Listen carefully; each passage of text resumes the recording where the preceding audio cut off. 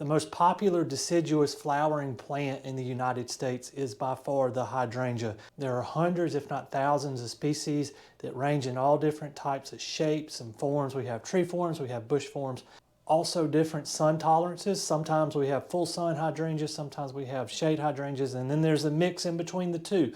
What I want to show you how to do today is how to propagate a limelight hydrangea, one of the ones that can take part sun to full sun. Hi, I'm Dr. Tom Warren, and you're watching The Plant Doctor. Let's get started. So the first thing we need to do is to discuss the tools you're going to need to make this happen. So I have some rooting hormone. I have a pair of hand snips. I have some potting mix, and this is just Miracle-Gro potting mix. You don't need anything special. This is a mix of pine bark and a little bit of peat and perlite to hold some water in, and really that is all we need in terms of media. And then you need something to hold your cuttings. So I'm reusing some old 4-pack cells that probably had annuals in them at one time. I'm a big proponent of trying to reuse my plastics in the garden where I can, so I try to save these and I'll propagate plants or whatever I can use them for. The next thing we need to do is I need to show you how to collect a cutting. So let's go outside and I'll walk you through that process. Okay, so we've come outside to get our cutting that we're going to use for our propagation. You just need a good set of hand pruners. You could also use a pair of loppers, but we're looking for a branch that's 1 inch to 1/2 inch in diameter. And this one right here seems to be a perfect branch. So what we're going to do, I'm going to go all the way down to the base, and we're just going to remove that. We do not need the flower head, so we're going to remove the flower head as well. And this is going to be what we take back inside to propagate. Okay, so now we're back inside with our cutting. We have a series of nodes on this cutting. So a node is a site of where vegetative material is going to come out on this particular branch. And you can see them, they're little bumps. And on hydrangeas, a lot of times there'll be a ring around the limb, and then there'll be 2 bumps on either side. So hydrangeas have what we call opposite leaf arrangement. That means that the leaves come out directly across from each other on the branch, and you'll be able to see that if you take a dormant cutting. I'm doing this in February, and you'll be able to see where the leaves will come off of those nodes starting here in about another 60 days or so. So what do we need to do with this? What I'm going to do is I'm going to take our pruners, and we can actually get probably 4 or 5, if not more, cuttings off this one branch. So I'm going to count up 2 nodes, 1, 2, and make a cut. I'm going to count up 2 more nodes, 1, 2, make a cut. We're just going to repeat this process until we get to the end. And so here I've actually got an odd number. I've got 3, so we're not going to cut this one. We're going to leave this one at 3. Take one of your 4-cell packs, and it doesn't necessarily have to be a 4-cell pack. If you have a red Solo cup or a styrofoam cup laying around the house, you can use that. Just cut holes in the bottom of it so it will drain. And you're just going to fill up your pot, your 4-pack, your 6-pack, whatever you're using to hold your media. Here again, it doesn't really matter. We're going to fill this up to the top. So what we've done here is prepared ourselves for our cuttings that we're going to be putting into them. So we have our cuttings here. There's 5 cuttings here. And one thing I want to point out, do not stick your cutting in upside down. Well, how do you know which side's right side up and which one's upside down? You're looking at it upside down right now. So if I turn it around, look at your node. So a node here again, remember, is the site where the buds right here. That's where the vegetative material is going to come out in the spring.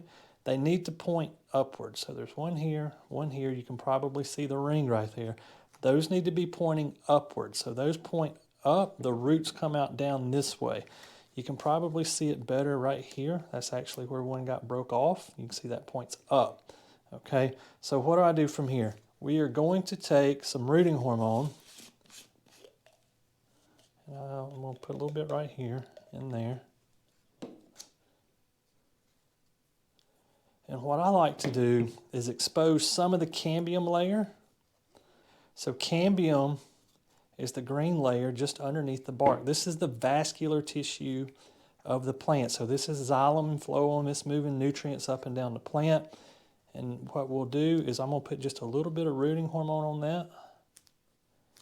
You can see right there. I'm going to shake it off. So I've got a little bit of rooting hormone on the bottom where we cut it.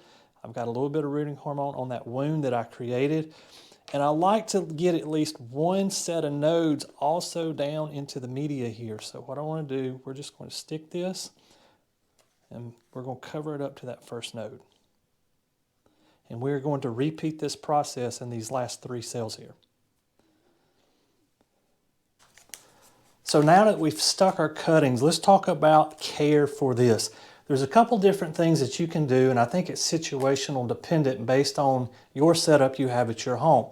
If you have a south-facing window, you can stick this in a south-facing window. Put a saucer underneath it, because remember, when you water these, there's going to be water come out of the bottom here, and you don't want that to stain the window sill of your house. So put a saucer down and put that down in the saucer.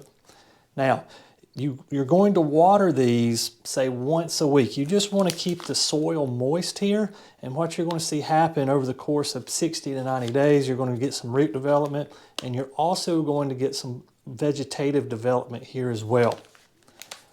Or what you can do, if you want to place these outside, that's perfectly okay as well. I would not put them in full sun. Even though Limelight hydrangeas can take full sun, remember, we have done a lot to these. We've cut them down. They don't have any roots. They don't have a way to get a lot of water in them.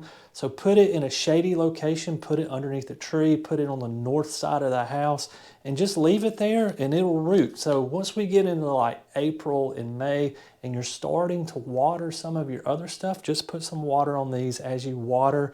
Right now, there's no need to water these if they're going outside, because we're still going to have some periods here where it gets very cold. Right now it's February, so February, March, I'm not going to water these at all outside. What I'm doing with mine, I've got a 50% shade cloth. I'm going to put these underneath that shade cloth, and I'm not going to touch them for about 60 days. Once I have to start watering some of that other stuff underneath the shade cloth, I'll just spray some water on these as well. I'm fully expecting all 4 of these will be rooted, say, by June the 1st. I should be able to say between June 1st and the 4th of July. If you're watching here in the United States, that's Independence Day. Just go ahead, you can remove these. It should be fully rooted. They'll just pop right out, and you can put these in a 1-gallon pot. And I wouldn't really plant these straight out of these cells into the ground.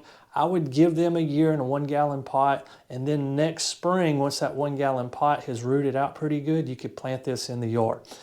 I've done this for several years. You usually get like a 75 to 100% take rate doing it this way. So you get a very high take rate. So don't take just 1 cutting, take like 10 cuttings, and you should get greater than 50%. Like I said, 3/4 to 100% take rate on these. And you'll have all sorts of hydrangeas. You can plant them in the yard. You can sell them. You can give them away as presents to friends, whatever you want to do. Guys, as always, thank you for watching The Plant Doctor. And until next time, happy gardening.